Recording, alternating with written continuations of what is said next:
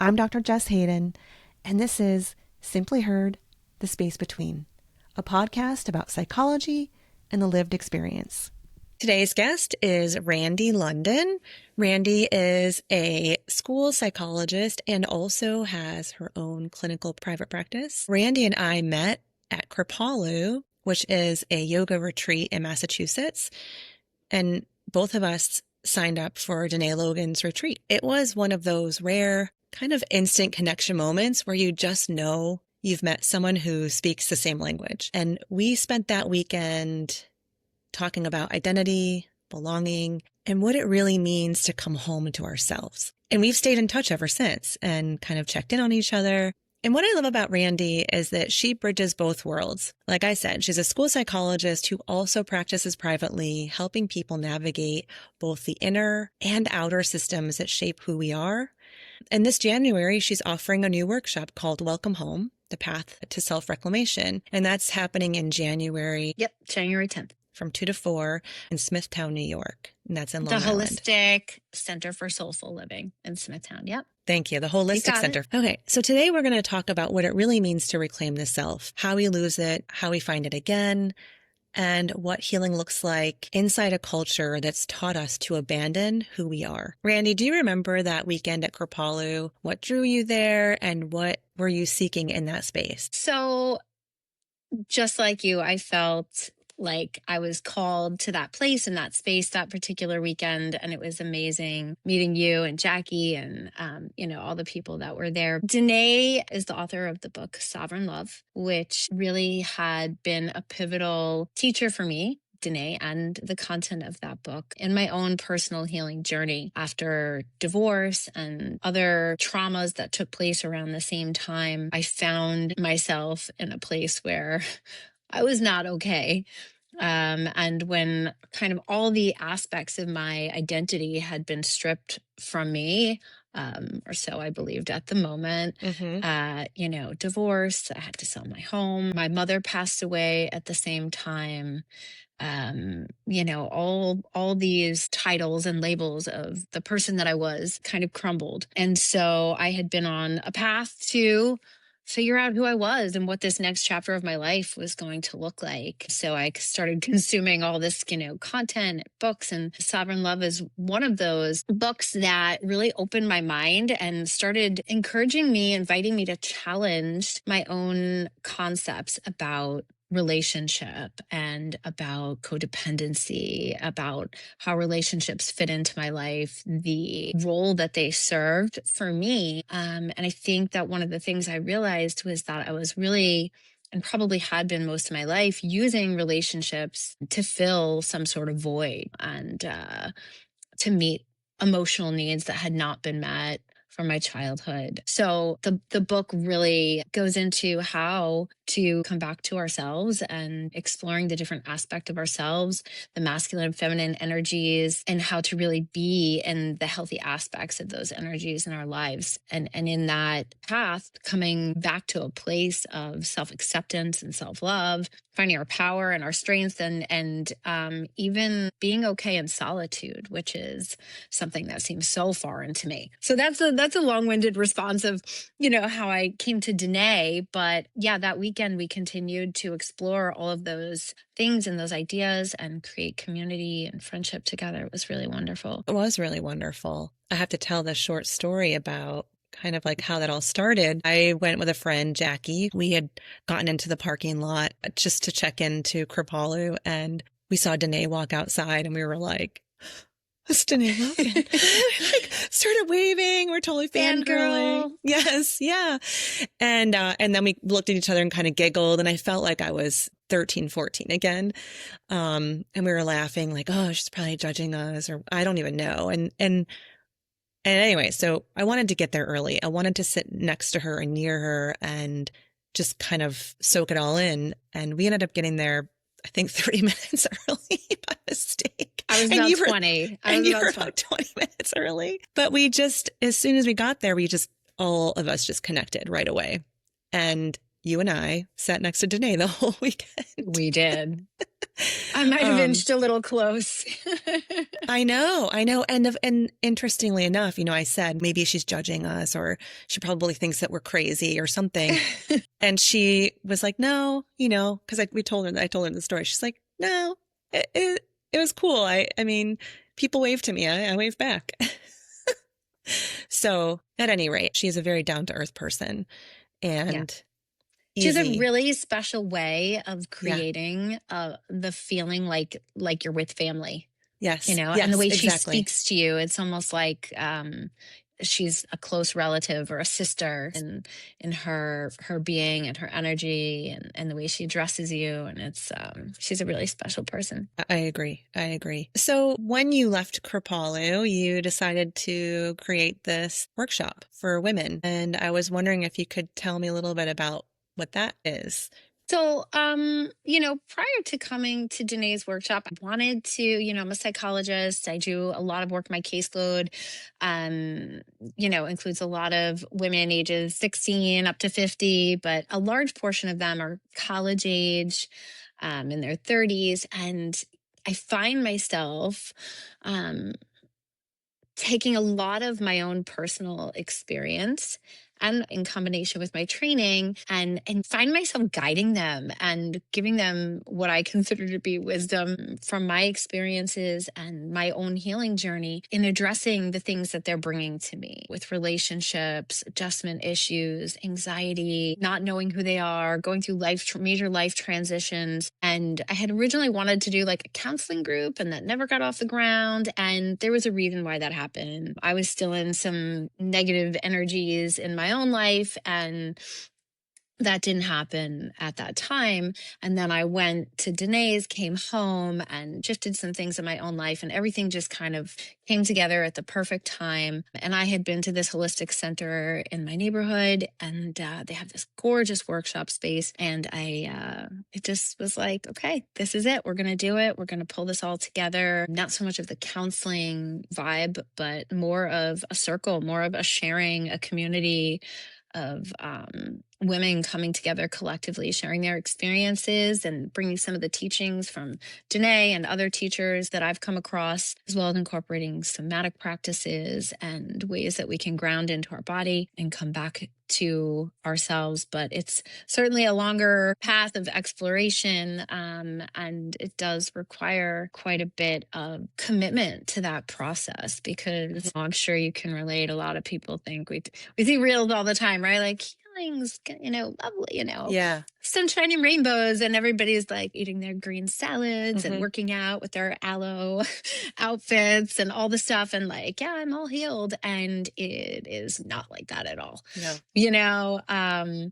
It is messy and it's raw, and there's a lot of emotion. And in the process of this coming home to self, there is a lot of excavating that that word really resonated with me the first time I heard it. It's like drudging up all the stuff that the childhood experiences that shape us, their survival strategies, just really putting it all on the table and taking a look at it and saying, what here works for me and what doesn't? What is keeping me stuck in these patterns? What is keeping me returning to negative patterns of behavior, toxic relationships, cycles, and things of that nature? And how can I shift that?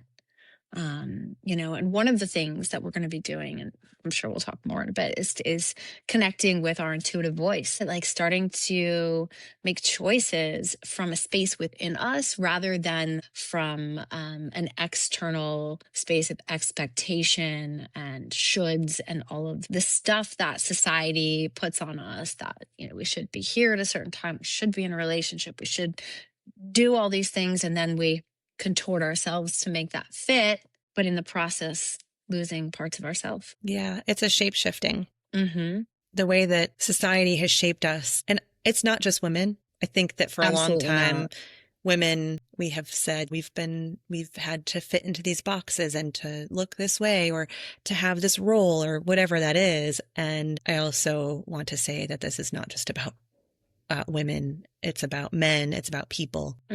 People. in general, and how we edit ourselves in order to be attractive to someone, or in order to be enough or worthy, to feel like we are worthy of their love and attention. And then often we get into relationships with people, even friendships, and we say, well, you need to change. I want you to change. You have to be different because you're not meeting my needs. Instead of saying from the get-go, let me look at this person and see if they're someone who I want to be with. Right. Right. Right. And Yeah. that has been a huge lesson for me, really moving away from this pattern of explain. And I think a lot of women can relate to this. How many times, how much of our lives do we find ourselves trying to convince partners, how to love us? This is what I need. This is who I am. This is how I want to be loved. And one of the most crucial things I ever read was when somebody shows you how they love you, you believe them. Yeah. And you choose whether or not you want to participate in that. Yes. Right? Our job is not to change someone and tell them you need to love me in this way, but for us to sit back and observe and see how somebody interacts with us. Hey, are they picking up the phone and calling? Are they making plans? Are they showing up consistently? Are they showing us physical affection and attention in the way that we desire? And if they are, wonderful, continue, take it to the next step. And listen, it's not going to be perfect. There has to be communication, but our job, if it's not happening, isn't to provide a handbook, right? And just hope and pray and try to get somebody to be like, okay, now, I see you have potential. Yep. But, I need to tweak a couple of things so you could fit into my box. No, that's when it becomes a game of control rather than an authentic love and an authentic dynamic. Yeah, I think it's so interesting. I was also thinking about if you don't have the love for yourself first, if you're not grounded in who you are, and that takes a lot of inner work that is not comfortable, that can be challenging. But if you're not comfortable with who you are trying to fill that hole, that void with something that someone else is going to give you, and it will never be enough. In relationship, if we imagine that we're two buckets, right? And each one of us are pouring into the other person's bucket. If we are not grounded in ourselves, we don't know who we are, as you mentioned, right? And I think that's a whole nother question. How do we know who we are? That's a whole nother part of this discussion. But if there are holes in our buckets, we're wanting something from somebody else, and they can love us, they can give us all those things. But if there are holes in that bucket, that love is just going to seep out, and we're going to keep wanting. It's never going to be enough until we plug up our own holes. Yes. And that's what, and the same thing for the other person, right? Like we could be pouring into them, and if their bucket is full of holes, we're going to feel like we're over functioning, that I keep doing this and I keep doing that and I'm doing all these things, but it never seems to be enough, or they're not reciprocating. Well, it's because they've got their own holes in their own bucket. So ideally, we're two healthy people that come to a relationship that can add to each other's buckets, but those buckets are already kind of solid and complete. And so what we add becomes the cherry on top, becomes a supplement. It's like value added to our lives rather than okay, you're fulfilling a need that I need to be okay. If I'm okay on my own, then anything you bring to my life as a healthy partner is going to bring joy. And we're going to fight. Yeah, stuff's going to happen, but I don't need you and you don't need me. And that trauma bond dynamic doesn't develop. Right. That's the codependent bond. I think we all come to different breaking points in our lives where all of a sudden the illusion starts to crumble and we go, I can't keep doing the same thing over and over again. And I'm wondering, for you, I know that there's a very special story behind this, that if you're willing to share that, I think it would be really helpful for people to hear, because we can all relate. Which aspect of the story, or just my whole story? How'd you get here?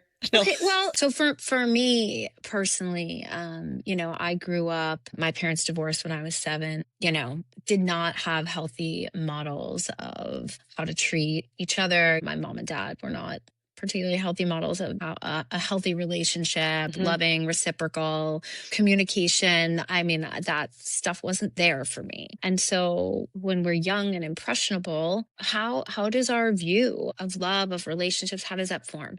And when we're little, especially when our parents aren't particularly present, us little girls are sitting watching our Disney movies Mhm. and watching the prince come and rescue the Cinderella, Snow White. He's just going to kiss her and she's going to wake up and they're going to live happily ever after. And our little impressionable brains are taking all of this in. And then we're growing up and we're watching the rom-coms and we're, watching the sitcoms and things on TV, and we see the models and the this and the that and how we're supposed to look and how do we get love, and oh, it's about physical appearance, and oh, you know, um, if we are if we're willing to be physical with boys, that then we'll Right. get attention and we'll feel validated and loved. Mhm. And for me, unfortunately, that was a large part of my story. And I feel that I was always, for the longest part and time of my life, seeking external validation. Yeah. There were other ways that I was seeking that as well, but I always had this kind of sense of anxiety, social anxiety. No one ever knew because I was a straight A student. I kind of Mm. held it all together, and I Mhm. was the funny one. And when there was chaos in the home, I was not going to put my stress on top of anyone. So I just really internalized it. Uh, but I had kind of a tumultuous story, and Mhm. had to leave college after a year and a half, getting involved with some people not doing great stuff, and Yeah.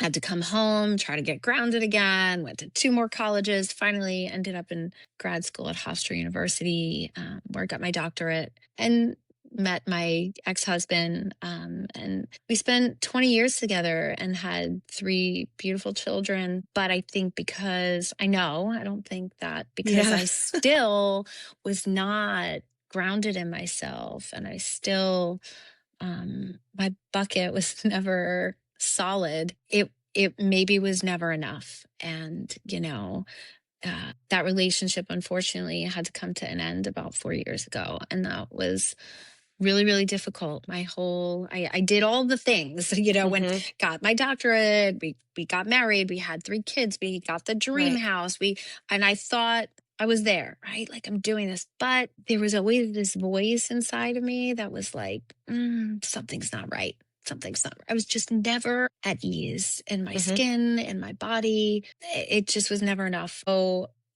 after the divorce was when I really went on. And I thought it was just the divorce and then Yeah. selling the house and then my mom passing. And then I had to buy a house, which, if anyone's ever bought a house, that in itself, waking up every day, you have no idea what's going to happen. They're calling, asking you for a million things, and the level of stress that you have to live with going through Mhm. that. While also grieving the loss of my entire life, and the closest person to me was, it, it, looking back, it was almost like an out of body experience, Yeah. but it left me, now I view it as it was a clean slate. Now Mm. I view that time as coming out of it. I was a blank canvas. Back then, it was devastating, and I didn't know where to go, and I didn't know how to get out of it, and I didn't know who I was, and I felt like a little girl. I felt like the little girl that I was the day my parents told me they were getting divorced when I was 7 years Mhm. old. And, you know, my world just crumbled. So I went to some really dark places, and luckily have some amazing women in my life. My sister, Lissa, who is in California, and amazing women that have supported me and checked in on me, spiritual, loving women that pushed me to Mhm. get back on my feet and reminded me of my worth and my value.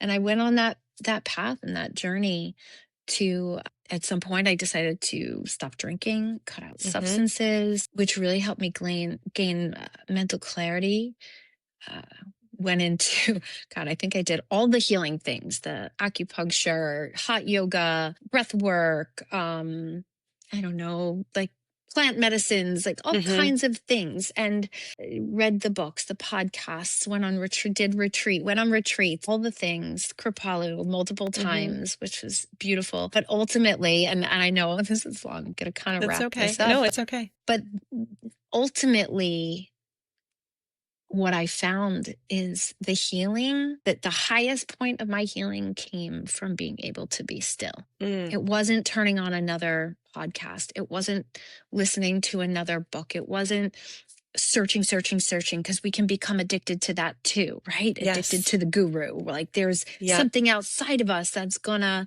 tell me how to be Mm-hmm. at peace. But really, all of the things, and the searching, and I'm so grateful for, led me back home to myself. And the greatest peace that I've found, that I continue to try to get into each day, even if it's a minute at a time, is just sitting and being still with myself, in my body, in my mind, and knowing that I'm okay. Nothing needs to be different. No one needs to answer my text. No one needs to have their arms around me. No one needs to save me. Nothing has to be different.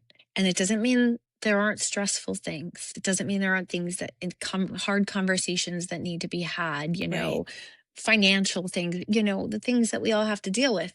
But being able to, and learning how to ground in myself prior to dealing with all those other things, has enabled me to have a sense of empowerment, Yeah. that no matter what happens, I'm going to be okay. And Mm-hmm. this is like my ultimate, what I want, the gift that I want to give the women that I'm going to be working with, that I work with all the time, is that you don't need anyone. All of these things I had to learn on my own, but I feel grateful, and I've found purpose in all the things that I've been through.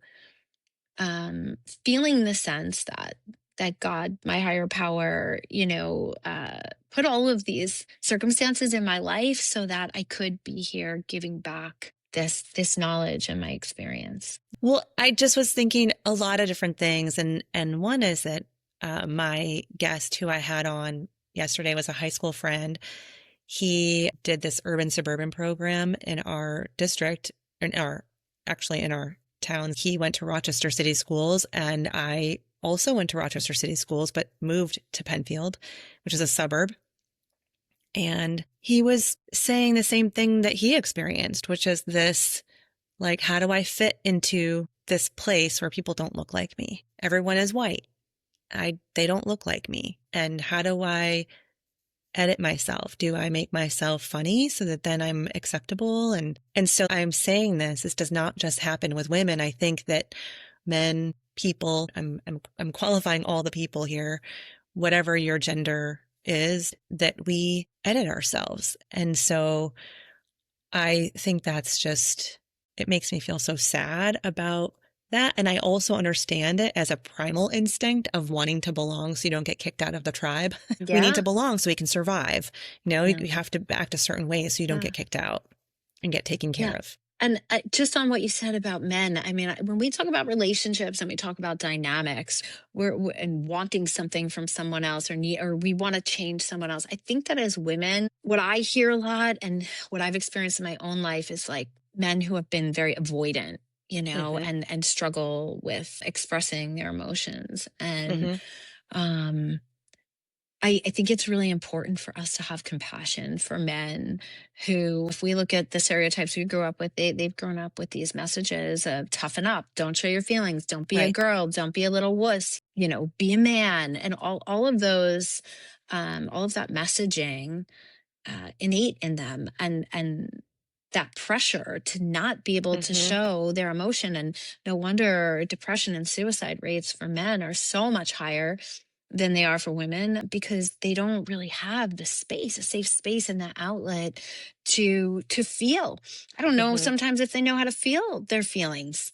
They've I gone don't so think long. so.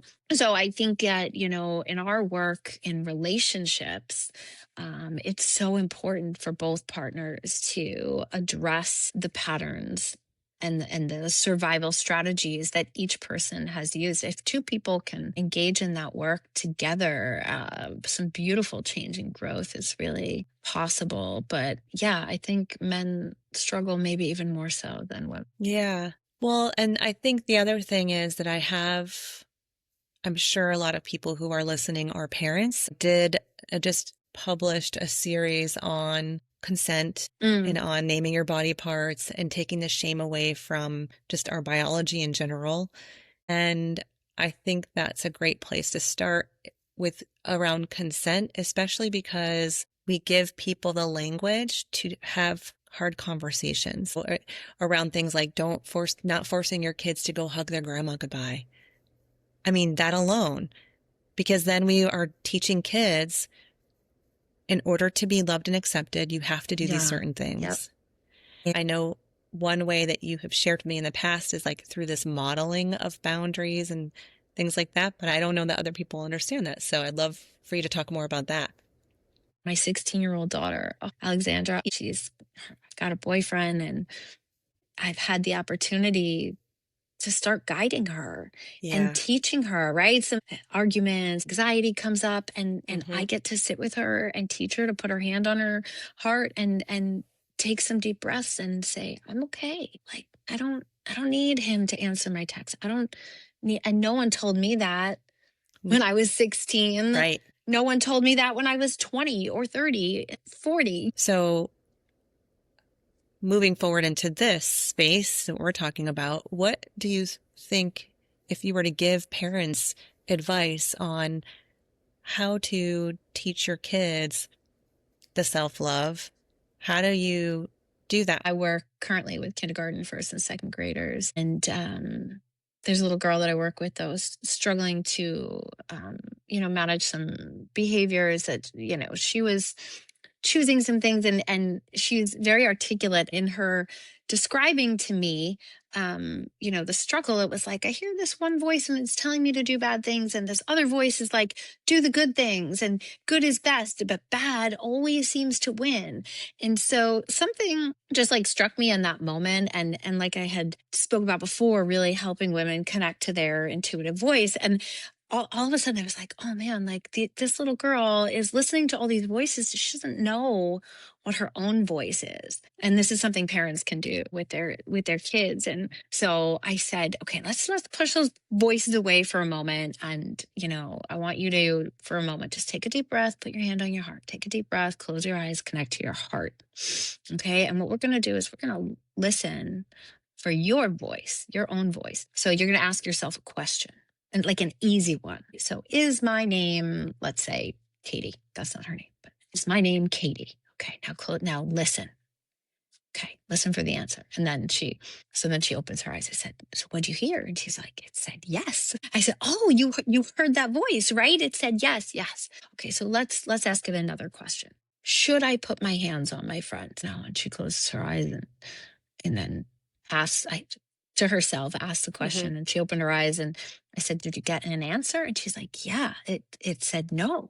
So I said, that is your voice, right? And each time had her take a deep breath and connect to her heart. No one ever taught me how to do that when I was a kid, right? It's like, do this so you don't get in trouble. Do this because it's right or it's wrong. But no one ever taught me how do you know what the right thing is to do? So that is like a very simple activity, exercise that a parent can do with their child. But I think it's something that we all need to do with ourselves. Close your eyes. Is my name Randie? Yes. So where that leads me is that can be the foundation of how we connect to our yes and our no and what's true for us. So as we get older and as we find ourselves in situations where there's peer pressure, where maybe we're being, pressured sexually or physically or something to do something we don't want to do, we have that knowledge base of how do I connect with my heart, find my compass, my moral compass, my true north, and make a choice about what the right thing is to do.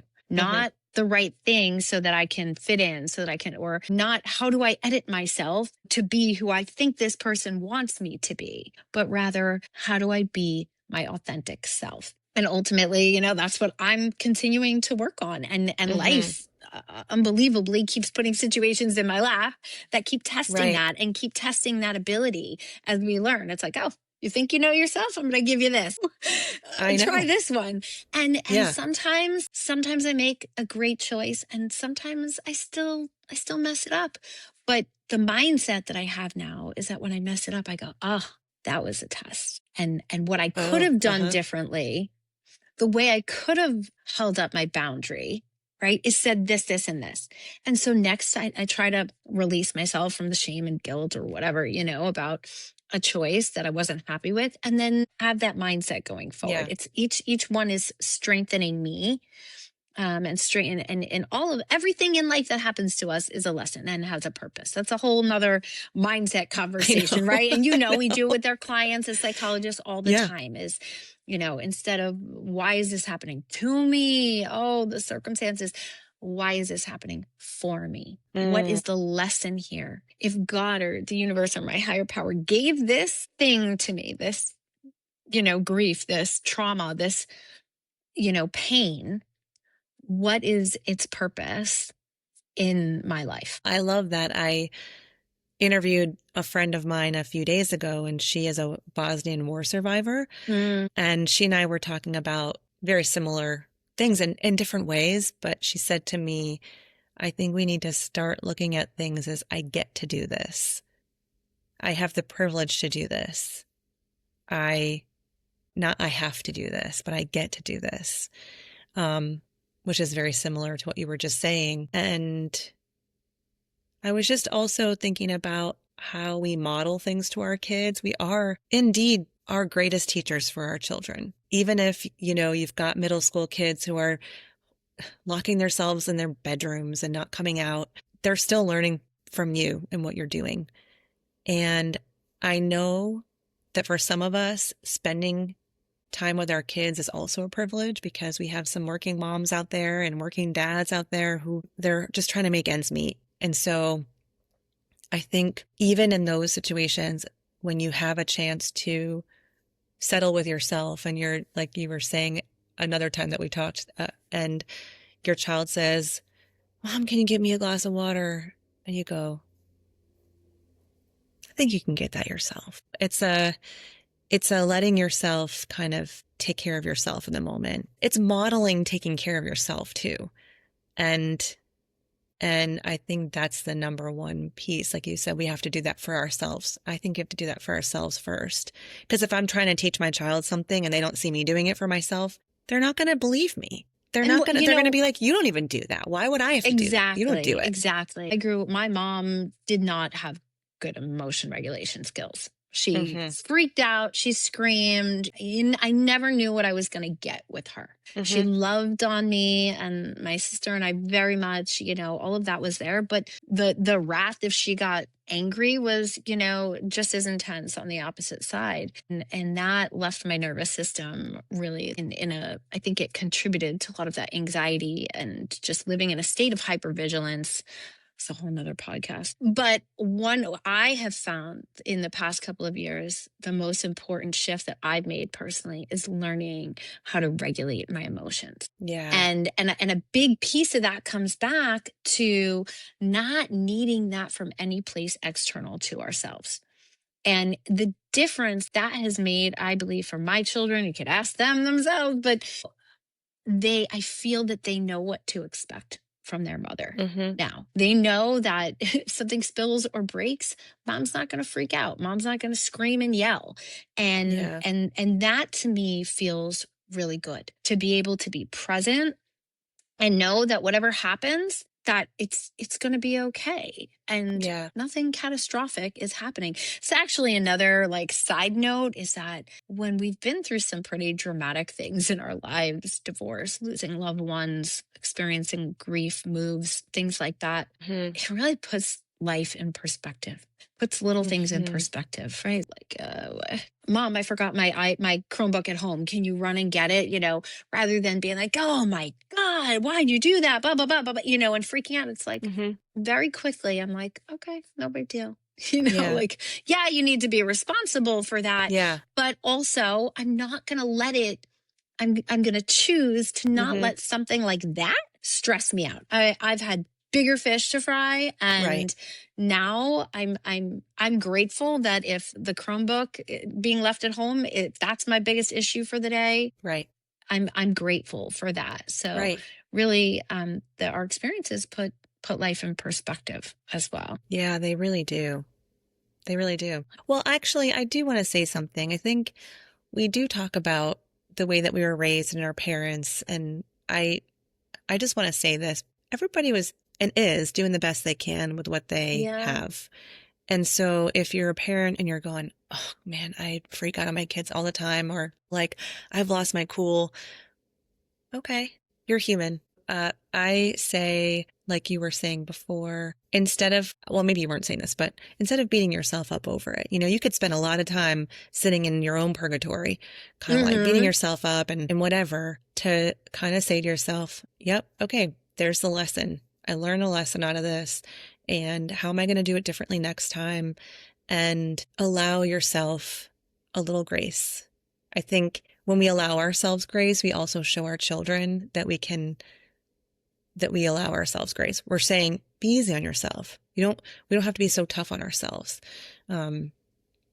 And that's really important. I think that's a really important lesson to teach children also. Yeah, I So mean, there's that piece. we're never gonna be perfect. But the way I look at it is, if we do freak out and we notice it, that is the first step in changing if we want to, right? Just having an awareness of our choice or of our behavior, even if we've already done it. And it sometimes behavior change takes time, and it takes repeated Yeah. efforts, and sometimes it takes 10 times of doing something again and just having the awareness before we start shifting the behavior around that choice. So but it starts with the awareness. So yeah, I don't shame and guilt or putting ourselves in purgatory. It's not productive. I get it that we feel it when we first realize it. Mm-hmm. When I first realized how reactive I was, and the potential impact that was having on my children, and the impact it was having in my difficulties after the divorce, and really, like, they were like, "Oh my God, what's going on with mom?" That uh I had a lot of shame about that. Like, oh my God, like, Sure. I'm being a horrible mom, and I'm not, I can't be what they need me to be, and all of these things. But with the help of some the great people in my life, I was able to shift that mindset to, okay, I recognize what I'm doing is not working. It's not in alignment with the kind of mother I want to be. And what do I need to do now to change it? Mm-hmm. And it wasn't faking it. It was healing myself from the inside, right? Like becoming the person that I wanted to be so that I could be grounded for them. Yeah. Yeah. It's so important. And I also think about, and this is another conversation, there's like all these stressors that we have. And I just think about how much your nervous system is not regulated in those moments, and how Yeah. when you're acting on, if you're acting on that kind of emergency line of being, then we're unable to even tap into those places for ourselves. Yeah. Yeah. It, and For it, for yeah, for a lot of people, it feels like survival, right? And survival mode. and there are often many times when our clients come to us, and I've experienced it when I've been in the midst of things that we just don't have control over. Yeah. There's so many aspects of life that we can't control. And so it's so important to come back to, I mean, it's like the silliest, but what can I control? What can I do? It's like, you know what? If I know I'm walking into a day of stress or unknowns, or, difficult parent meetings, or having to deal with something else that is really stressing me out, I can actually, sometimes I pull up to work and I'll sit in my car for 1 minute, just 1 minute, before I turn the car off, and I just turn off the radio, and I take 5 deep breaths and say, get in your body, Randie. Just Right. ground into where you are before you walk into that building. And that is something I have control over. Right. Everything else I might not. But with Hmm. each time that I do that and ground into myself, I can walk into those other situations a little bit Hmm. better prepared, a little less reactive, a little more able to pause and Mhm. consider how I want to respond in certain situations, how I want to respond to text messages or Mhm. somebody who's upset or dysregulated Mhm. themselves. So, if we can latch on to the things we can control within ourselves, and these are like little practices, little things that we can do, it's all part of self care or morning routine or whatever it is. These are things that I'll be Yeah. discussing as well, and that I work with women all the time because, they come to therapy with all these like the circumstances, and it's like, all right, we can talk about them, but we're not going to change some stuff here. We just Right. can't.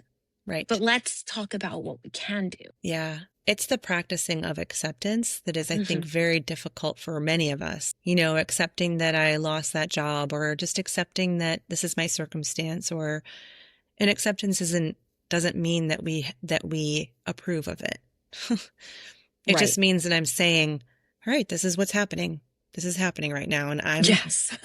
I, Radical acceptance, like Tara Brach's book, Radical mm-hmm. Acceptance was one of Yeah. those pivotal Yeah. books in my life as well. With the divorce, you know, I, I didn't want it. And it was, I had to accept it. Like, how is Mm-hmm. this happening? Why is this happening? And it wasn't until that read that book Mm-hmm. literally, and I was like, okay, it's happening. Right. Now what? This is Oh happening. my God, 20 years ago, I did an amazing workshop. And one of the things we learned is, so what? Now what? So what? Now what? And I use it with my Yeah. clients too all the time. And they'll be like, yeah, okay. And it's all about, they're like, oh, well, that sounds really easy. But I'm like, I know it's much harder to do, but it's the pivoting. In DBT, we talk about turning the mind. That's Yes. really what that is. Instead of staring at the closed door, banging on it, wishing it would Mm-hmm. open, we turn and we say, okay, now let me look for those open doors. Let me see Right. what else is out there. But as long as we're about face staring at the closed door, we cannot Yeah. even begin to see the opportunities that are laid out for us. Yeah. But once we turn the mind and we do that and we shift and pivot, all of the different paths reveal themselves to us, and life begins to unfold Yes. in a new way, and probably a way that we never even thought or imagined. The opportunities, the people that have come into my life, the activities I've done, the peace that I've found.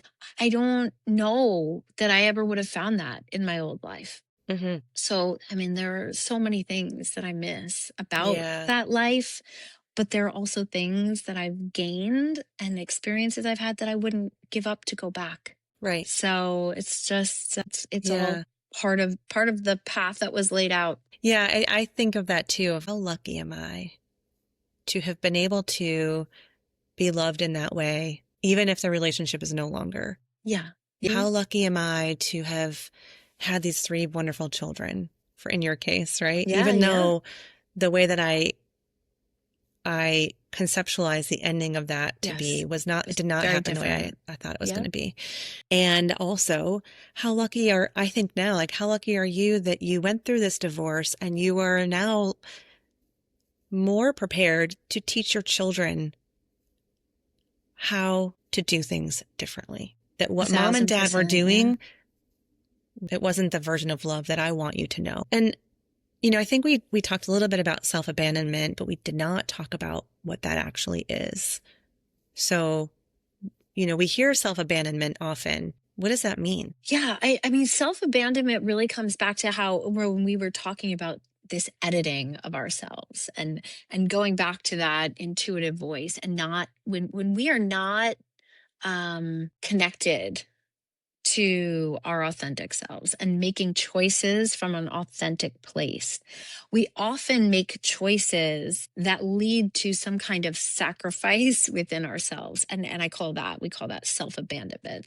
So Mm-hmm. for the sake of, like, for example, I have to keep this relationship, right? So Mm-hmm. I have to keep, I don't really want to go out tonight. I don't really want to go to this event, but like I have to go. I have to show up. I have to play my role and play my Mm-hmm. part, even though I'm exhausted and like I know my body needs rest, but that's Mm-hmm. not an option. I have to go do this thing because if I don't, then he's going to be mad at me and then it's going to be a fight. And then, so I'm just going to do it. Right. And then you muster it up and you do it and you're there. But really, when you're there, you're only half there. And something, there's this gnawing thing inside you that's like, Mm-hmm. I don't really want to be here. And that is an example of self-abandonment, abandoning what was true to the self and for the self, Mm-hmm. In honor of the self, so that we could play a role and maintain something that we believe we need. We often self-abandon in the name of having a need met. Yeah. An emotional need met. So we're going to self-abandon so that I can secure love, so that I can secure my supply of reassurance. I can secure my supply of self-worth, self-validation, and all of those things. Because if it's external, right, it's like this constant this game, like this every day. It's this, okay, now I got to keep everything in place and keep everything in just as it is so that I can feel okay. But it doesn't really matter what's really true for me. What matters is just that I keep all these things. So it's Right. it's a constant interplay of manipulating circumstances and people and things. And it's exhausting. It's so so exhausting. exhausting and energy draining and life draining. And what we don't often realize is like when we turn to ourselves as that sole source of that supply, it becomes effortless because we're not spending our energy trying to control other people's and situations and things and circumstances. We're just like, all right, life is going to happen, but I know that I'm okay no matter what. And I'm going to make the choice that's good for me. And ultimately, I may make other people uncomfortable. And that's what happens when we stop self-abandoning. That's a huge piece of this. When we stop self-abandoning, we have to be willing to risk making other people uncomfortable. We have to be willing to be uncomfortable ourselves in disappointing others. No, I don't want to pick you up a coffee on my way out. Yeah. I don't have to say it like that, but like, no, I was going to go run this errand and I don't have time to grab that thing for you. But like, so maybe that person's going to be upset with you when they ask you to do something and you have to say no, or you don't have to, you get to say no and choose that. And there's a moment of discomfort, but ultimately on the other side of that moment is this like, oh, that was the right choice. And that felt good. And now I don't have to abandon myself to make someone else happy. Yeah. So there's a process in that. But, there are these moments of discomfort when we choose to be authentic and true to ourselves. But the sacrifice, if we're not, is that we're the ones that sit in discomfort all the time. So there's certainly a trade-off, but it's well worth it. Yes. And I think that's the healthy boundary piece of what are my own rules for myself here, rather than saying to people, that's a boundary I have and you crossed it, right? It's saying to myself, okay, you know what? I don't know, like think of something that's boundary crossing, like maybe somebody speaks to me in a way that I don't want to be spoken to. Instead of me saying to someone, again, like that's a boundary, I get to choose what to do. And maybe that's having a conversation with them later on and saying, hey, that really hurt me. It felt hurtful to me. And I want to know more about that from you. That's coming at it from a curious standpoint.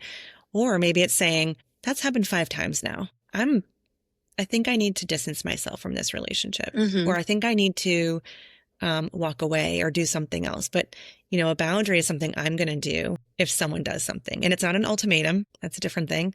But telling somebody how to act in order for me to be regulated, that's a rule. Right. Yeah. Yeah. But I think that's the part of not self-abandoning is also having boundaries of knowing yourself and knowing what you will accept, what you won't accept, what you will do, what you won't do.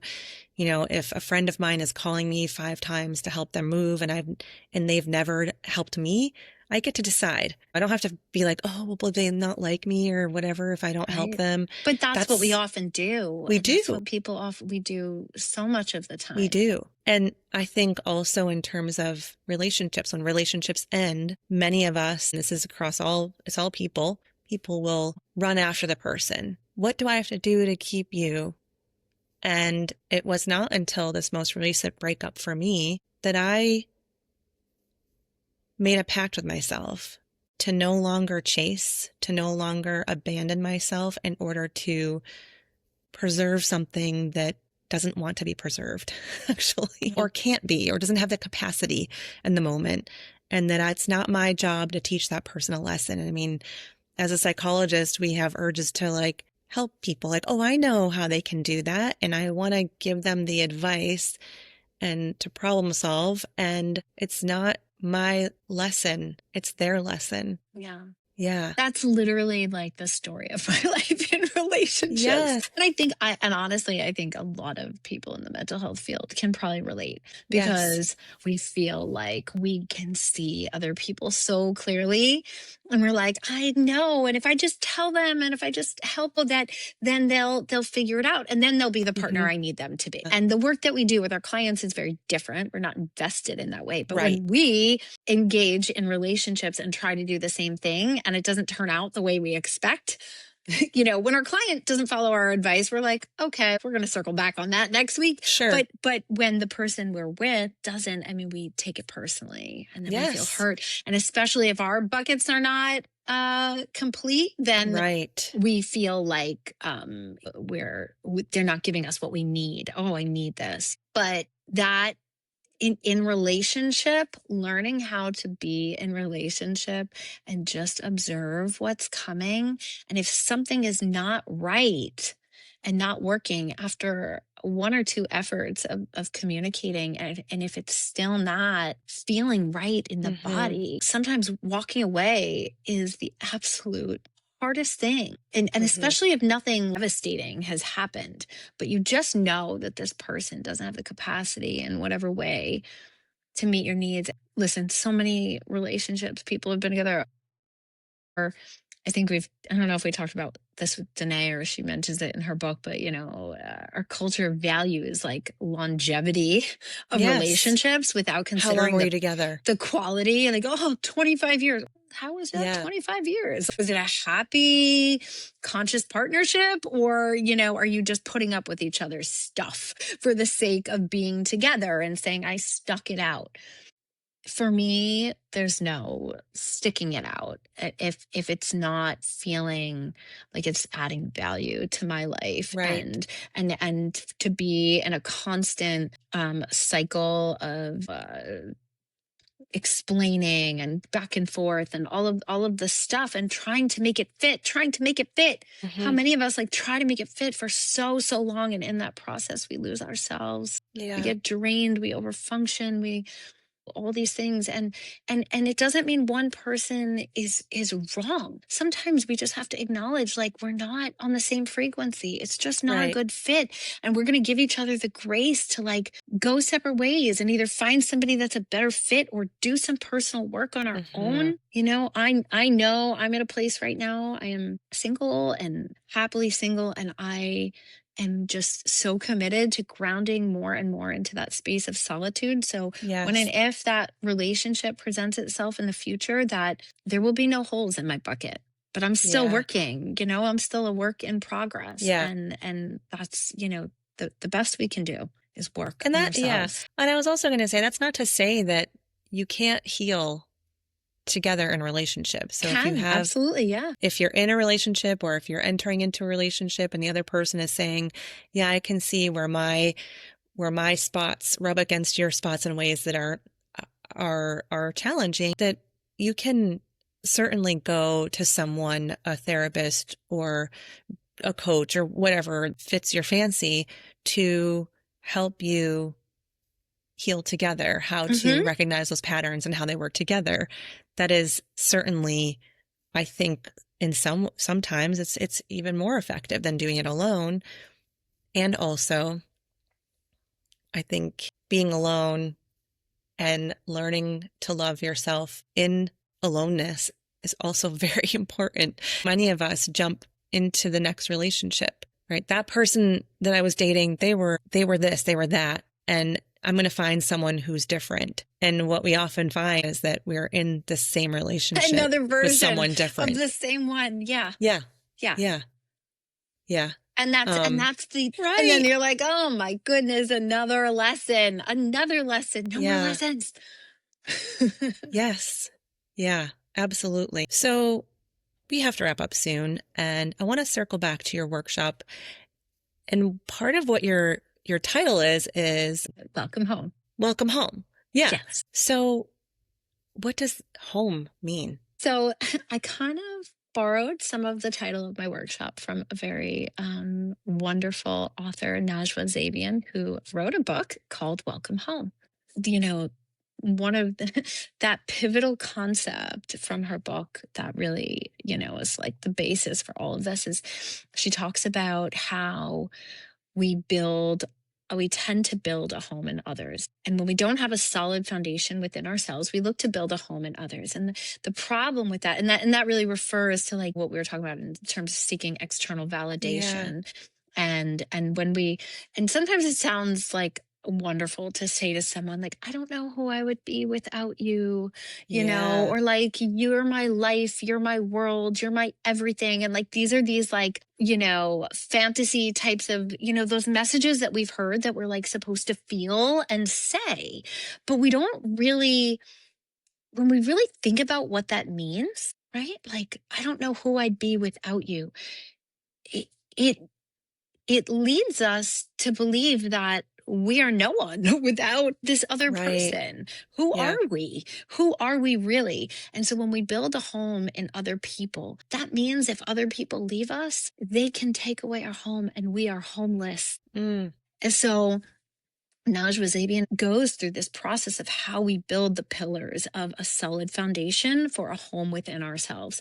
And I just, that all of that resonated so deeply with me at the time, because I realized like, I don't have a home within myself. There is no solid foundation here. And if I don't start to build one, I'm going to continue to live with this anxiety that anyone who's in my life at any moment could take away my home. Right. And if we trace that back, I mean, that probably started from when my parents got divorced when I was very young. They were the people that I counted on for safety, and they were my home. And that home that I knew crumbled and was taken away. So yes, it was rebuilt, but it wasn't the home I knew. So now as a grown-up, as an empowered woman, I get to build the home within myself that I choose, how I want that to feel. In the physical sense, my home, when I walk in, I smell my knob champa incense, and I have my low lighting and my little boho palace of my room. And that feels so cozy and warm to me. And this, the spaces that we create are our home, the spaces within ourselves that we create, the stillness, the peace in moments, in practices that work for each of us, which is different for everyone. That's the home that we build. Our self-soothing, our emotion regulation practices, that's our home. So when we talk about the workshop and Welcome Home, the path to self-reclamation, we're talking about the journey that we take in learning ourselves, coming home to ourselves, reclaiming our true selves and our authentic selves, and doing that in a space that's supportive and honest and loving together in a room with amazing women. That's beautiful.